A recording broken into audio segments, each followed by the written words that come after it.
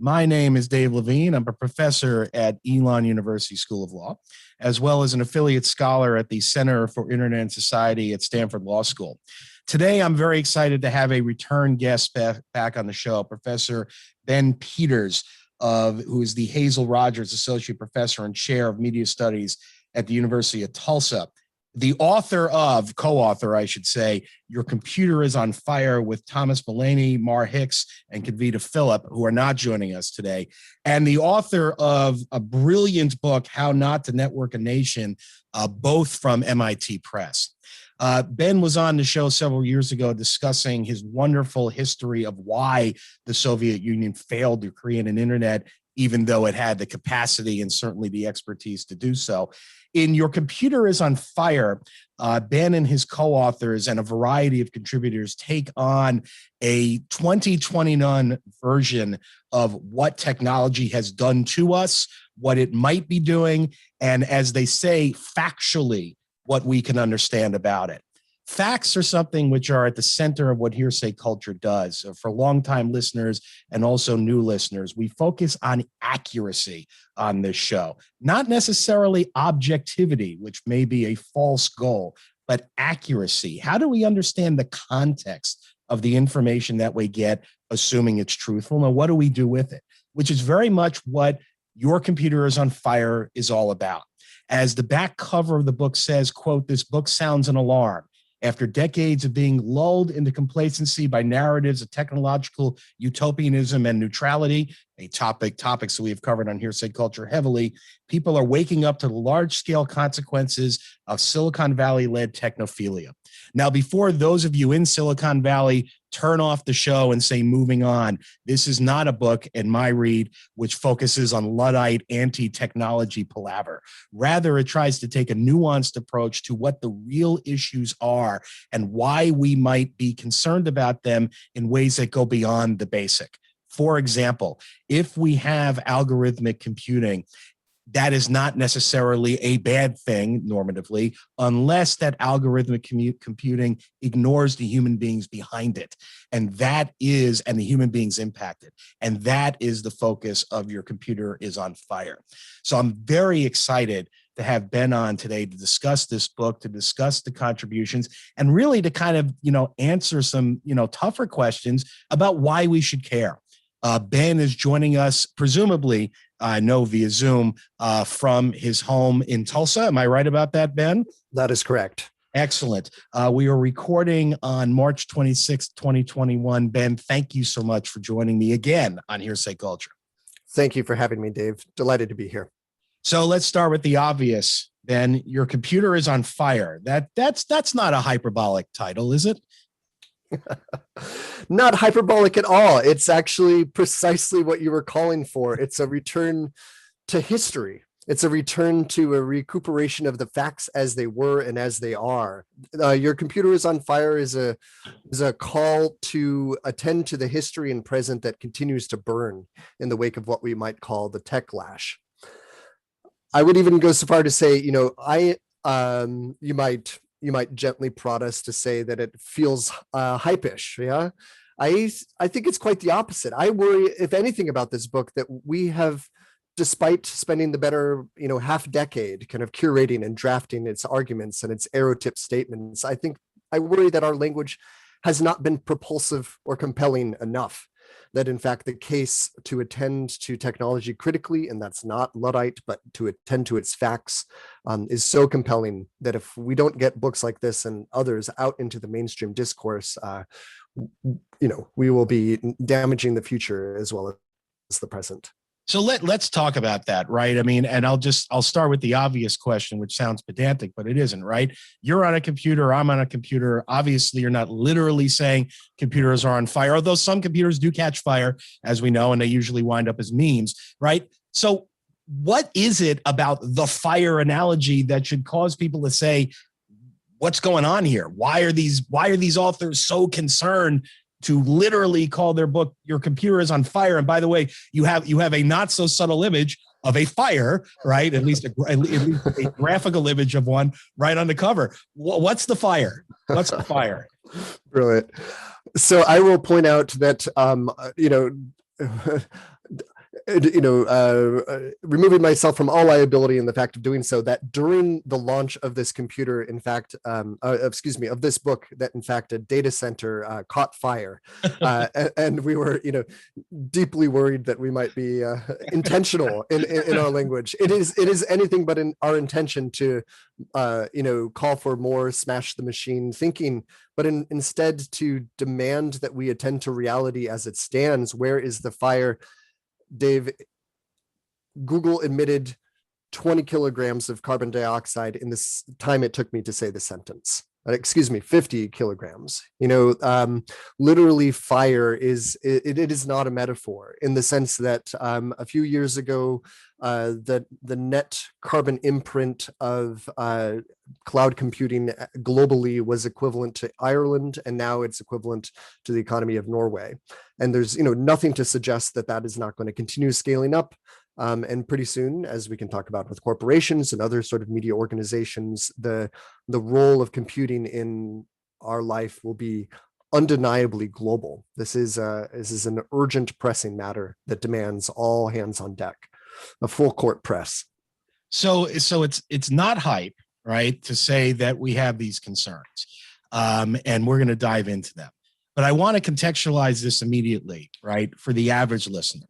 Right. So we've got folks listening to this show that are listening under old broadcast radio, right, which is still a wonderful medium.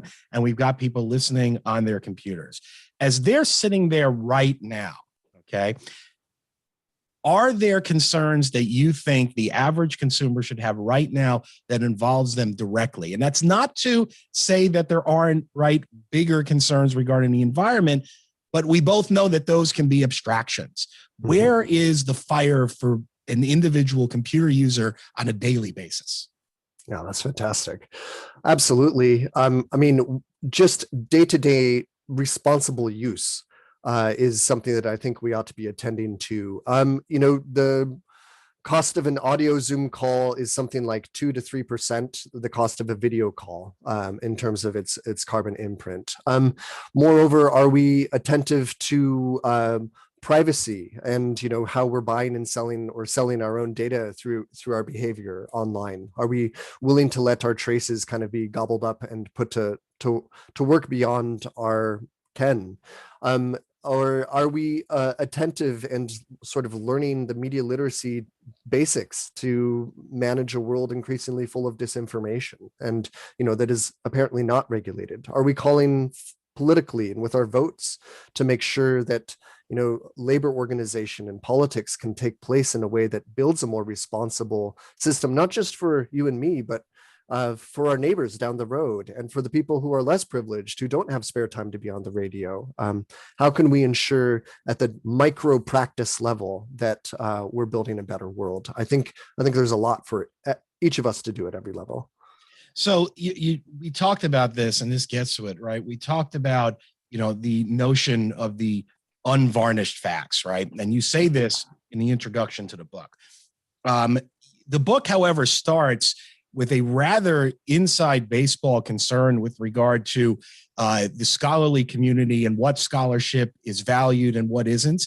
And I don't want to get too far into the weeds of that, although I will say I am certainly empathetic to it, because as a trade secret scholar myself, I often bristle at the fact that why is my work not being cited, or why is it not being mentioned? But isn't that a strange way to start a book where you're not trying to cause a fire as much as you are trying to help people understand what's going on? Yeah, thanks for that. That's a good prompt and prod.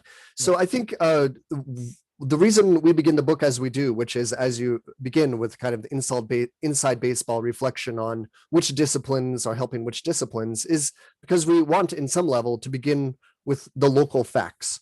Right? Every bit of news, every bit of pressing call begins locally. I think that's a good reminder. If we're thinking about what media we consume, we should buy the local newspaper. Even by the way, news about the universe and the cosmology and astronomy, it begins on a single observatory on a hilltop at nighttime. And so it is here with this book. This book began at Stanford 5 years ago, and it began with one of what became a series of conferences And the first conference, and this is a bit inside baseball-y, but was funded by basically, we should ask our lead co-editor Thomas Mullaney for more details, but by every discipline on campus except for one. And the one that excluded itself is the very mainstay of power on Stanford campus, which is the computer science department. Right. And so, we don't care about, a few bucks here or there. The conferences were spectacular. They created great work. They went on to win prizes in a number of different publication fields, including this book, but not only this book. But I think if you think about where power is and who's supporting it, it is genuinely worrisome that the very people who are building the tech systems and shaping the generations of future technologists are also the people who are saying, no, I'd rather not pass. So I'd rather pass. No, and I get it. And, and I appreciate that you may not have firsthand knowledge, but can you offer more insight as to what was going on there? Because it is remarkable that a book about, information technology broadly construed, it sounds like you're saying rejected, not just we're busy, but rejected by the folks that create the tech. Yep, that's exactly right. And this book is, by the way, a response to that in the sense that we want it to seed and inform classes full of future technologists to start thinking broadly about the ethical, the social, the political, the historical stakes in what they're doing. Concretely, the local anecdote, my sense is that, after repeated attempts, Mullaney received a kind of dismissive comment, that, well, here in computer science, we solve problems. We don't, hand wring and kvetch about this and that problem. We're out fixing things. And that's precisely, that basic rhetoric of solutionism and kind of can do, fix it, is precisely the rhetorical cover that allows for such irresponsible behavior to take place in the first place. And I don't blame that computer scientist person for not knowing what they don't know, but it is definitely a performative indicator that the problem is real and it's baked into the very mothership, as it were. We're chatting with Ben Peters, co-author and also co-editor of the book Your Computer is on Fire from MIT Press. So Ben, this is fascinating and I think worthy of exploration without getting into salacious details. I'm affiliated with Stanford, remain affiliated as an affiliate scholar. I was also affiliated for several years with Princeton's Center for Information Technology Policy that has a similar goal as CIS at Stanford, and frankly, your book, which is to create dialogue.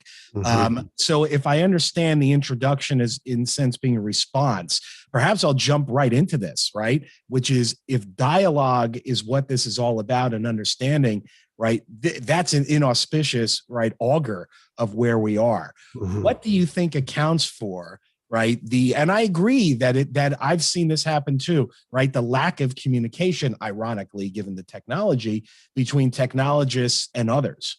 Mm-hmm, mm-hmm. No, that's fantastic. I mean, for me, and I'm sure my co-editors would have, bigger and brighter comments on this. It ultimately boils down to who has power and who benefits from the current system. And so, I think it's in techs, whether at a pedagogical or at an industrial levels, self-interest to stave off genuine concerns that would require serious self-reflection and internal reform.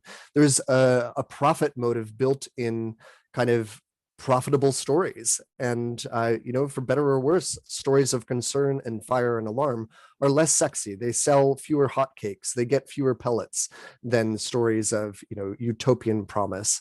Although, Dave, as you rightly pushed us, I should be really clear to note that for the careful listeners, this is not a dystopian narrative either. And I can comment more about that later. Yeah. Go ahead. Well, yeah. And so, look, this is super important to me, right? I mean, the Hearsay Culture is a program founded on the very notion that not just the truth will out, right? But that the sharing of information is essential for societal improvement and, open discussion and dialogue, which includes a fair amount of self-reflection and an unpopular practice of admitting that you're wrong. And I'm not asking you to do that here, but I really want to push on this, right? If the response to you or your colleague's invitation was, we create things, then let me push on that for a moment and kind of make that argument in a more full-throated way, right? What does it matter to analyze the broad trends, right? And I'll go even further and say the impacts. When all of this technology is being pushed by forces that are primarily commercial, right? That are primarily profit-driven in these new products, and, right, those entities are not going to be affected, if at all, by Hamlet-like ringing by academics like you and me, right? They're going to be focused on what does the consumer want and what will they pay for it. This is a fundamental, genuine struggle, and I agree. I want to be really clear that I'm not setting us up to apologize for a kind of combative or aggressive dialogue. I think the dialogue already is aggressive, before we arrived at it. What I think you're precisely noting is that even it is in the self-interest of those who design things to imagine that design doesn't involve them. So, but that's just simply not the case. That in fact, the stories we tell about the products we design are the covers for reality. And it would be much more healthy if we could kind of attend to what actually is and begin from that position, a position in which, image recognition is identifying the wrong race, or in which banks are kind of cannibalizing our accounts for hidden fees and tucking them away in neoliberal ways that we can't trace, or ways that the environmental externalities of technology are being hidden from the corporate cost accounting and balanced budgets that we're designing into tech.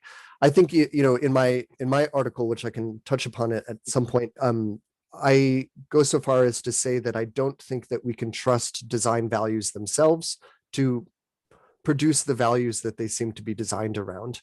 That design value is often almost counterproductive, right? When we promise social responsibility and good governance and a kind of democratic technology, it's often that very promise that lets us avoid the check in hand of regulation or the self-reflection. If I declare myself a good neighbor, loudly, I may in fact be ensuring that my neighbors never come too close to me, right? Or that I can continue to avoid doing so in practice. And so this is a genuine trick. I mean, when it comes down to it, how do we show virtue and how do we correct? For me, it has to be in the practices. It has to be in the actual facts. And I agree that, there's a kind of rhetorical double-faced here where we have to say things are broken, but at the same time, be willing to rebuild and have hope for some better future. But I think ultimately, if we can't acknowledge that our best designs and our best intentions fall short, then we really don't have our own best intentions in mind. We're chatting with Ben Peters, co-author and co-editor of the book, Your Computer is on Fire, on KZSU-FM Stanford.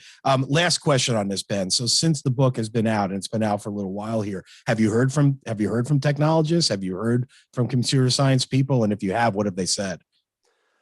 Two anecdotes. The very first review was in a tech business magazine and was surprisingly positive and accepted, and saying, you know what, this is a not Luddite, but very clear articulation of the techlash culture that we're feeling, but it's doing so in a substantive way. It's providing facts and resources and context that are often so missing in the firestorms of Twitter. So that was the first. And the second, I'll just note that in my own committee work here on campus, I'm in the precise space where I'm helping to design a cyber school. And, I'm talking to my faculty in a very engineering tech focused faculty about how we can build out a genuinely holistic integrative curriculum. And I have to say, like, so far, the computer, Your Computer is on Fire has been an important signal for saying, look, there's substance here, there's ways to integrate and to really attend to the fact that technology is almost never about technology itself. it always involves the political, the ethical, the social, the historical, gender, race, sex, class, and that it's a genuinely integrative liberal arts approach is going to be necessary, even to begin to tell appropriate stories, factually based stories about technology at present. And let's get to some of those stories here. And as I mentioned in the introduction, you've really got an all-star cast of folks from broadly the humanities writing here. Some folks that have been on the show in the past, others that I would love to have on. And you've got 4 parts to the book. Part 1 is titled "Nothing is Virtual." Then part 2 is titled "This is an Emergency," and you've got issues involving gender and Siri and robots. And even games, which is a topic we've discussed on Hearsay Culture in the past. Where will the fire spread? A little bit of futurism, as it were, and which is certainly understandable before the after forwards. So, with all of that, I'm not asking you, of course, Ben, to speak for all of the authors of the book, but perhaps you could share with us, and you started getting to it, right, what you consider to be the biggest fire or one of the biggest fires that we might not be aware about, and which one perhaps is a much more subtle one that really requires more attention. Yeah, that's terrific. Let me draw our attention to a few really powerful statements. And here I'm going to set aside the fire hose of forceful insight that I think my co-editors bring in the 2 introductions and 2 afterwards. I'll just start at the beginning. As Nathan Engsmanger argues, Amazon, like Sears before it, is fundamentally not even a tech company so much as it is a logistics company that's based in capital, materiality, that, the kind of premise of virtuality is embedded in bodies, often women bodies who are programming and organizing and coordinating. There's a real story of kind of corporate logistical work that needs to be told and hasn't been properly told. It's, not for nothing that Jeff Bezos, when he started Amazon, picked up the book first as its primary object, because simply it's logistically fit. It's suitable. You can put it in a box and ship it. It has one number, one name. It's a nice unit for kind of building out surveillance capitalism or networked capitalism, as it were. Sophia Noble brings really forceful insights into the problems of dirty data, images of sexist, racist, just fundamentally civilizationally backwards robotics that she draws to our attention. So often, these are my words, not hers, but I feel like robotics ends up feeling kind of like, in its images, in the cultural stereotypes that we apply to it, it feels so much like a male self-reproduction fantasy almost. I mean, it's like out there. Why are there sexy robots in white and blue all the time? And she calls instead for a human-oriented, much more down-to-earth, engaged sense of how can humans and machines coexist, and how can we get together and build a better here and now. Sarah Roberts really brings it home with an argument that basically shows that every time we think that your technology is automated, there's always a human behind it. And this is a point you made before.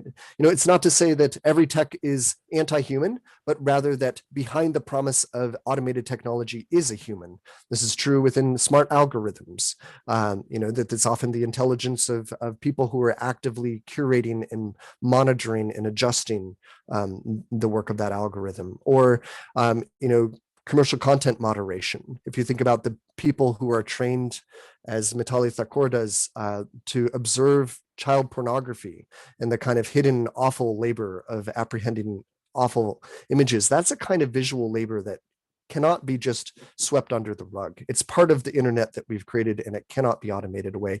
Even so far as like the self-checkout counter at the grocery store it's got a human behind it, and there's been studies that have suggested that, we as consumers, as we check out at the grocery store, we're often less attentive, less socially responsive to the manager who's going to come, code in cucumbers and swipe the key code to get the machine unstuck. But that human laborer is actually doing 8 times the work, right? So they're getting less social grace, less labor flexibility, and they're kind of hidden in our own imagination of, well, this is an automated checkout, so I don't have to attend to the human. I think this happens again and again. I could go on. Well, and we'll contextualize it a bit as we get into these issues. Let me ask you one more question to kind of frame, and then after the break, we're gonna get into some commentary of others and maybe expand a little bit from there. We've just talked about it. There's two primary critiques that the book offers as a broad view. One, as you just alluded to, is that nothing is virtual. You argue that the notion that this is all right in the cloud and so forth is really a misnomer, and as you've already said, allows technology entities to kind of dodge critical oversight because it's all abstract, ephemeral bits. But the other point you make to that, which I want to push on, is you view the jargon used by the technology industry, and I'll use the cloud as an example of it, which, as you know, Larry Ellison, right, famously said is just someone else's computer, right? And these are your words: sanitized, deodorized, and neutralized vocabularies that, quote, exempt from critical analysis. Language is important. And I'd like you to develop that a little bit more and explain to listeners, why is this language, which has been developed, and let's be fair, right, to describe perhaps new technologies, right, notwithstanding Ellison's critique of the phrase the cloud, why is that so bad? Yeah, no, that's terrific. That is, I think you've isolated what I hope will be maybe the third major contribution of this volume, which is that language enormously matters. And, the contribution of this volume, I think, is to provide a kind of counterbalance to the fact that good companies that do good work also have great PR agencies, and they create these, PR triumphs such as the cloud, which we then go on to imagine as ephemeral and cloudy and, fluffy and mobile. When in fact, what is the cloud? It's someone else's computer. In particular, it's stacks of servers in air-conditioned warehouses that are coal-powered, strategically located in parts of the world where labor and, in fact, the cooling of Arctic air will naturally circulate and cool the heat sinks in our computers. There's a move to move a lot of data centers north in some ways. I think what we need is a PR agency for the rest of us. Maybe that's too glib, but I will say, as scholars, we have spent a ton of time in this book trying to match substance with arrow-tipped points, just a phrase that will drive home, parasitize your mind, kind of seed some new thought and be unforgettable. The cloud is a factory. Your AI is human. A network is not a network. The internet will be decolonized. Capture is pleasure. Sexism is a feature, not a bug. Gender is a corporate tool. Siri disciplines. Your robot isn't neutral. Right. Broken is word. You can't make games about much. Coding is not empowerment. Source code isn't. Skills will not set you free. Platforms are infrastructures on fire. Typing is dead. That's by the way, that's kind of modern poetry right there. I think they want to publish that independently in the New Yorker or something like that. Thank you. So, but hold on. So I'm asking a hard question. It may sound ridiculous, but I think listeners can be thinking it. So, should I stop using the phrase "the cloud"? I think you're welcome to keep using the phrase "the cloud." I think, the so-called cloud might occasionally be helpful. Cast a little shade on it. Maybe call it remote computing occasionally to contextualize it. Uh-huh. Maybe say, that server farm down the road. I think, as we've seen in generally a history of politics, our language, to the degree that our language reduces to memes or chants or slogans, we impoverish ourselves in our ability to think. And so I think it's incumbent upon us not just to canonize the next counter set of PR slogans, as I've just tried to do in that bit of poetry, but really to continue to give variety and to beautify our language by varying it. So keep using the word cloud, but pair it with 3 or 4 other definitions that are probably going to be more accurate. Yeah, there's nothing cloudy about the cloud. There we go. Yeah. And look, I mean, it's, we see jargon everywhere, right? Mhm. And I'll also note that it's not, at least in my view, it's not just that jargon, although it's true, creates abstractions. That is that, jargon's cool. Oh, you've got something special here if you call it the cloud versus someone else's computer. All right. Let's quickly point out as a break here, KZSU is a nonprofit, non-commercial radio station at Stanford University that requires donations from listeners like you to continue its diverse programming. You have a couple of ways to make a donation to KZSU. Do email our underwriting department at underwriting@kzsu.stanford.edu, or go to our webpage at kzsu.stanford.edu and click on donate. Regardless, do keep listening to KZSU and its diverse programming.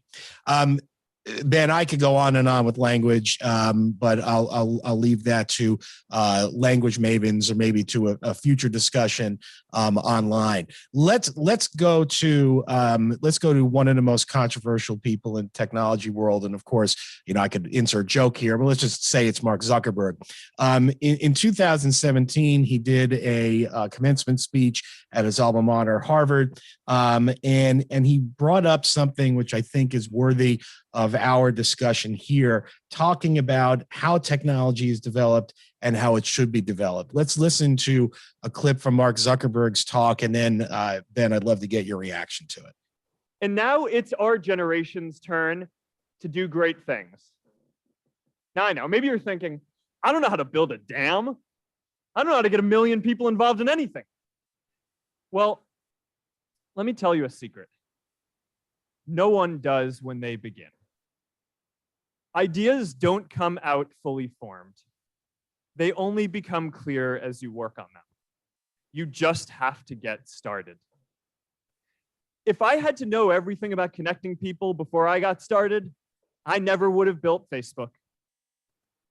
Movies and pop culture just get this all wrong. The idea of a single eureka moment is a dangerous lie. It makes us feel inadequate because we feel like we haven't had ours yet. And it prevents people with seeds of good ideas from ever getting started in the first place. What do you think there, Ben? Do you agree with Zuckerberg's assessment, particularly in the context of one's computer being on fire? That's awesome. There's a lot there. Let me start by being generous. I think it is encouraging to see moments of humility and even a kind of nod to recognizing that the history of science and technology as told through popular media is not accurate. And it's nice to see that from individual tech leaders. But I want to be really clear, this is convenient.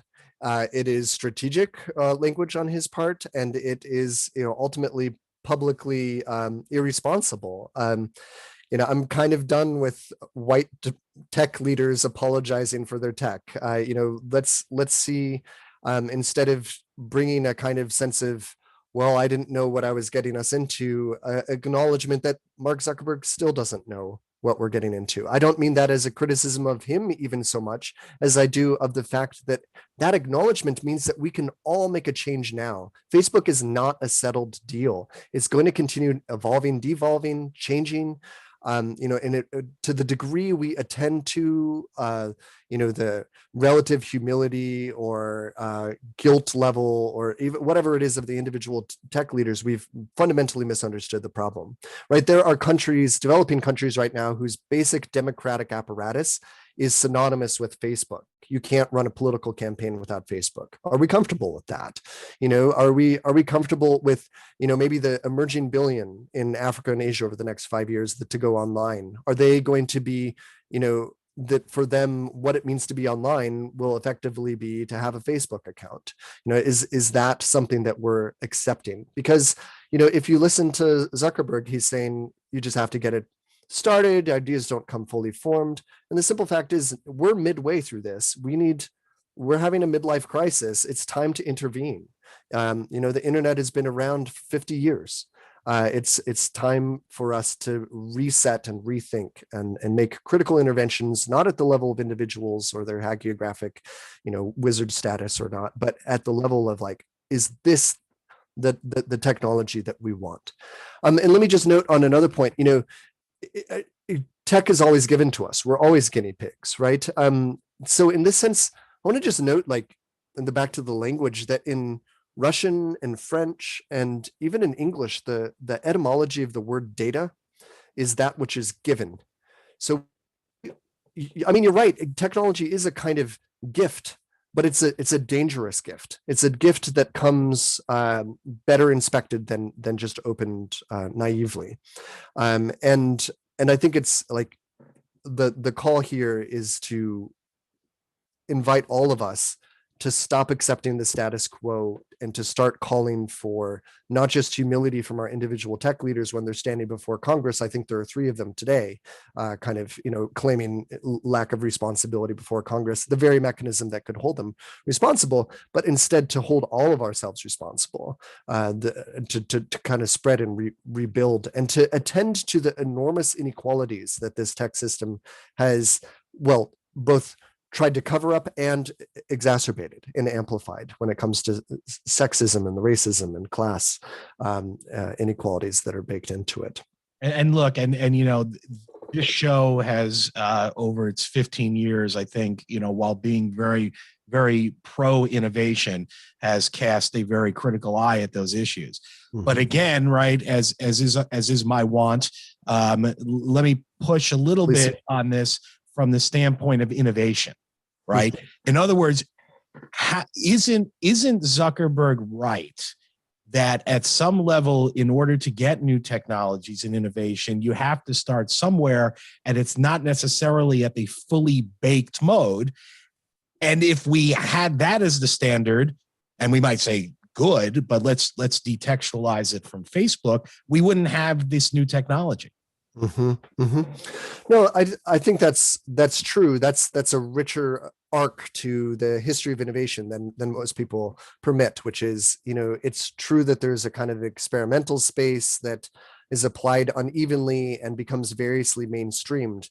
But I worry that now that we're entering into the mainstream space, we not lose the lessons of that arc of innovation. And we say, you know what, look, the humility and the experiment continues. And we need to be able to intervene and say, you know what, the consequences of that early experiment that may be unavoidable initially are live and here, and we can deal with them. We need action now to say, that the tech coding industry remains overwhelmingly white and Asian and Southeast Asian. That those are addressable concerns, that women and minorities are systematically excluded, not just at the supply from the coding side, but at the level of hiring practices. And I think there are moments for intervention, for reevaluating and saying, look, whatever got us here is what got us here, but we have to be able to reset and intervene. And I think if we can't do that, then we're actually bankrupting our very commitment to innovation, right? Innovation continues. It's not that innovation in the 90s happened and now we're stuck with the consequences, but it's time for us to kind of rally the forces and reevaluate where we're at and to build a better world going forward. And there's genuine forces that are allied against that very thought. The corporate industry, profit bottom lines. I mean, I'm not against commercial innovation, but there's monopolistic or oligarchical institutions like to remain in power. And unless we take action to intervene or even analyze their fundamental priors, I think we will be undermining our own culture of innovation. We're chatting with Ben Peters, co-author and co-editor, along with Thomas Mullaney, Mar Hicks, and Kavita Phillip, of the book Your Computer is on Fire, from MIT Press, on KZSU-FM, Stanford, and Hearsay Culture. So, notably absent from our discussion so far is the role of government. And this is a fraught topic, of course, on March 26th, 2021, given what the world has experienced, much less the United States, over the last several years. What kind of oversight from a governmental or regulatory standpoint should we expect of tech companies? But more importantly, perhaps even if that oversight exists, can it achieve even remotely the laudable goals of let's just call it just generally equality of opportunity and equality of outcome. And I'm borrowing that from employment discrimination law, one of my areas of expertise, even if we got the oversight. Well, exactly the right question. It's unlikely that we will ever arrive at some utopia of perfect equalities or in which, justice has been fully achieved. However, there are rank and, sometimes even vile injustices that can be addressed and that deserve and demand our attention. Tech has for the longest time been pulling off the fact that it calls itself tech and not a media platform. So simply recategorizing it as the media platforms that they are would subject it to FCC regulation. And as Sarah Roberts calls out for, would just be a more accurate description of what technology and its platforms are. I see opportunity, a few others, Tim Wu, I don't want to invest giant, heroic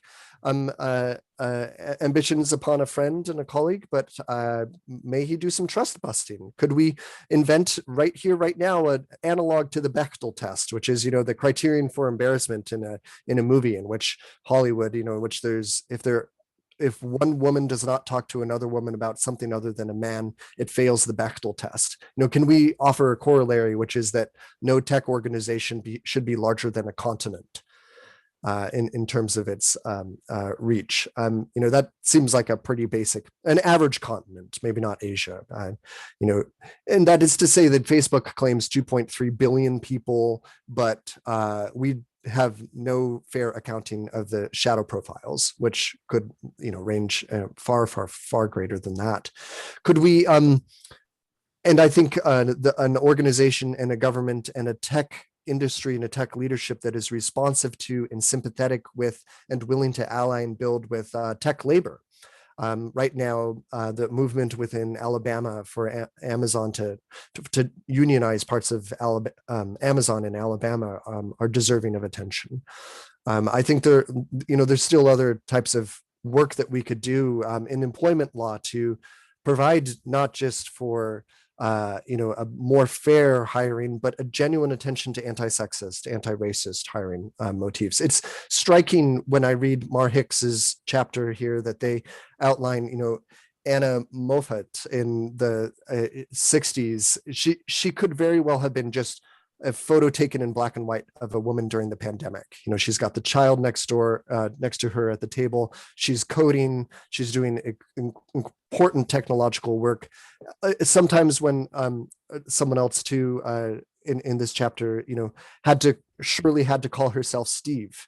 And the moment she started calling herself Steve, she got the contracts, she got work done. People stopped harassing her. There are real issues that I think just attentive, responsible public and its government must demand. Ben, there's so much here, and I want to pivot to some broader perspective on these issues. Let me ask you this: if one accepts the basic premise that these are fundamental problems that individuals,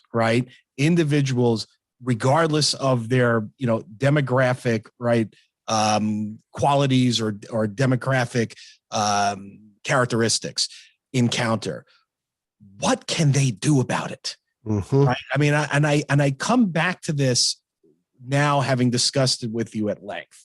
Right? If I'm sitting at my computer, you're right, and your co-authors are correct.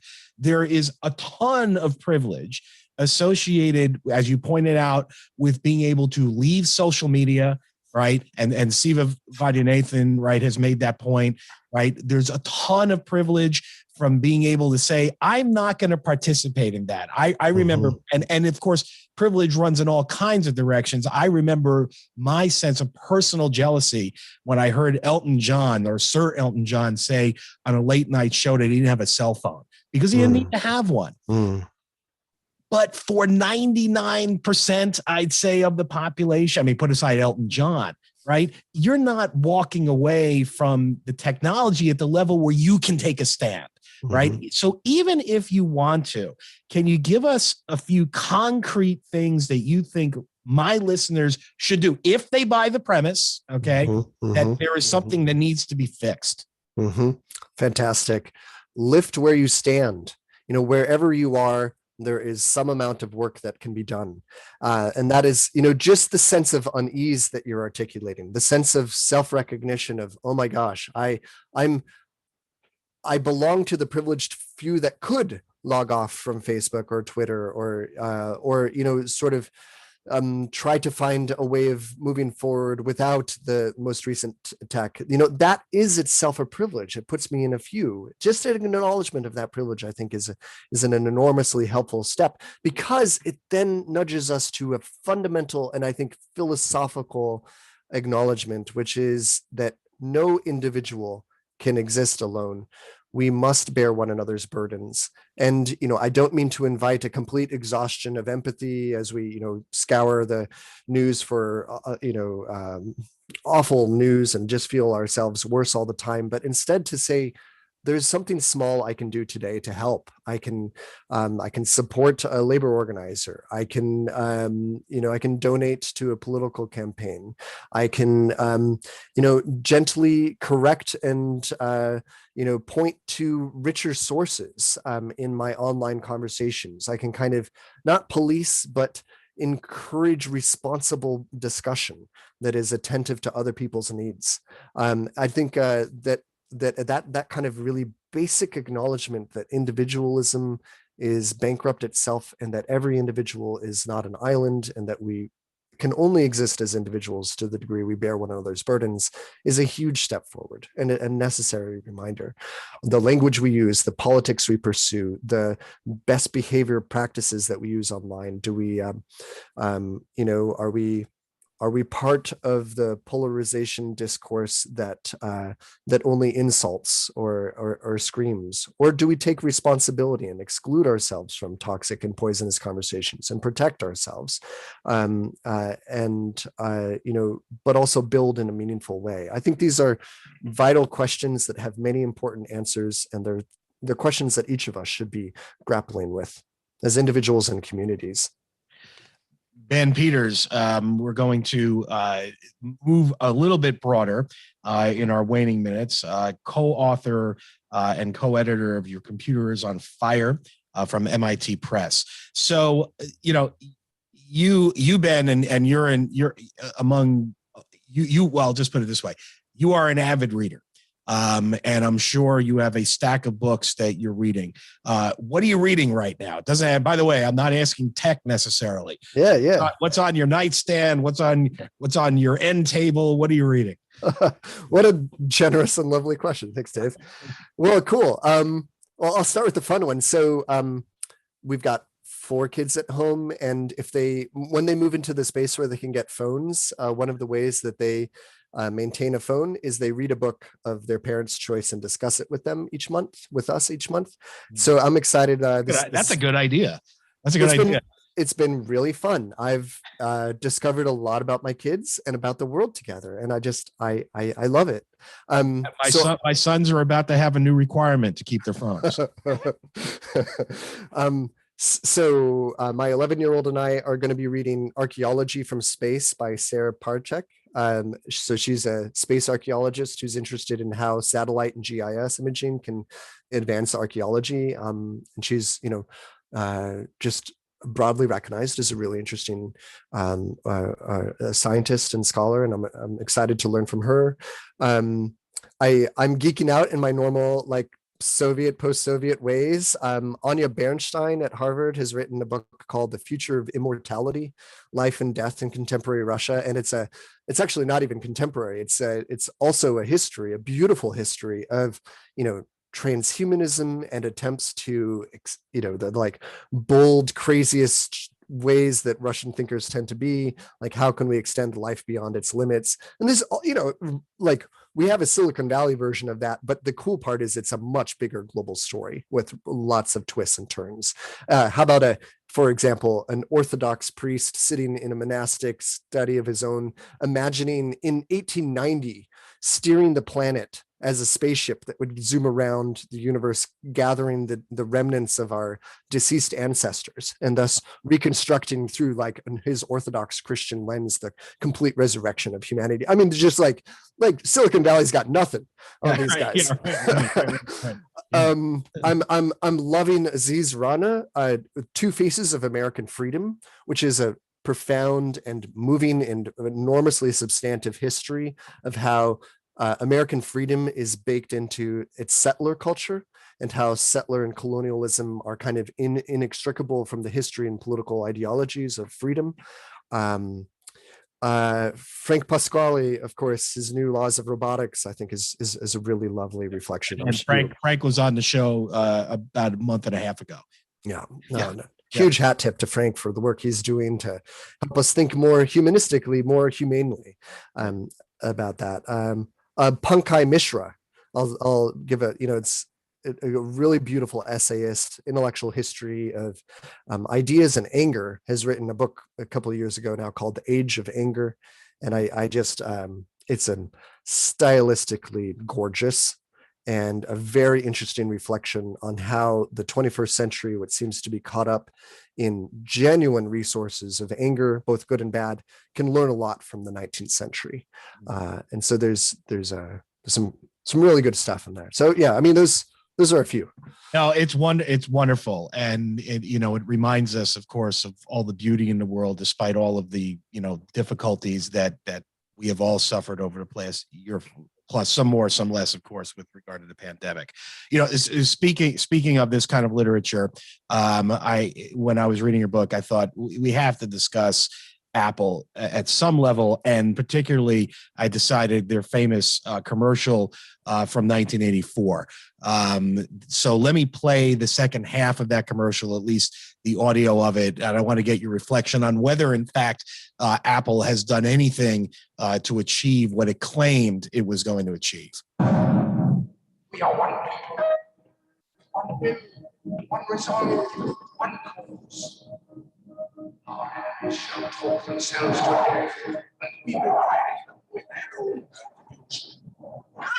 We shall prevail. On January 24th, Apple Computer will introduce Macintosh, and you'll see why 1984 won't be like 1984. Did they do it? Maybe not in 1984. And I'm not sure. I think I know the answer for 2021, maybe. But did they ever get anywhere near their stated commercial marketing goal? Wow, what a great question. I'll tell you what I think they did. I think they took a bite out of the apple. I think it's undeniable that Apple's contribution is real, and it can't be reduced, and stories need to be told about it. But I'll tell you what I think about that commercial. I think it is just as promising and alluring and ultimately misleading as its opposite, which is the 1984 narrative by the Orwellian dystopia. So I'll tell you, this is what I think they did. They gave us in 1984 a really rich way of imagining a utopian tech future that frankly went on to power the, industrial might of the 1990s tech boom and some of the aughts. But then that utopian rhetoric has run out, and we've seen in retrospect its bankruptcy, but that is not the same thing as acknowledging a dystopia. And so let me tell you what I mean.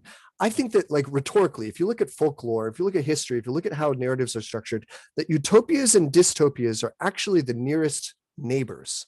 They are usually only one step apart. Stepford Wives, you don't know it's a utopia until, oh my gosh, it's a complete dystopia, right? Or that there's narratives like Avatar, where technology has seemed to compel us to bring us to some progressive future, and then it's magically disappeared and left us in this bioorganic utopia.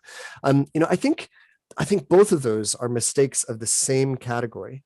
And what we have found ourselves now is in a world where, yes, Apple has taken a bite out of the apple of tree of, that their initial logo, by the way, was not an apple with a bite out of it, but it was Isaac Newton sitting really? underneath a tree. Yeah. Huh. So that like with the notion of trying to take knowledge, I think knowledge is actually a more useful place to return to, because knowledge doesn't have to be utopian or dystopian. It can just be a kind of confronting affronting realities before us. And we can see that, Apple has brought about great things. I'm surrounded by their products, my gosh, but I also see that our democracy, our, politics, our history, our globalization instincts may not be better for it. And that is the consequence of real knowledge. So in a way, I think we have accomplished something they set out to do. It wasn't utopia or dystopia. It was bringing about knowledge, but knowledge is painful. It's transgressive. It's hard. It comes with humility and a sense of obligation and responsibility going forward. So maybe that's a very abstract way of saying that's what I see the legacy of Apple as, not what they promised.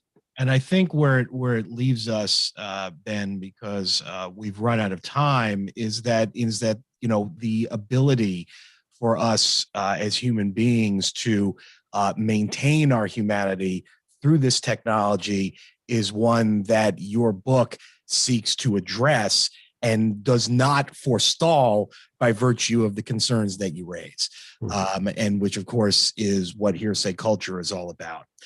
Ben Peters, the Hazel Rogers Associate Professor and Chair of Media Studies at the University of Tulsa, and the co-author and co-editor of Your Computer is on Fire with Thomas Mulaney, Mara Hicks, Kavita Phillip. Thank you so much for joining me again on Hearsay Culture. I always love having you on the show.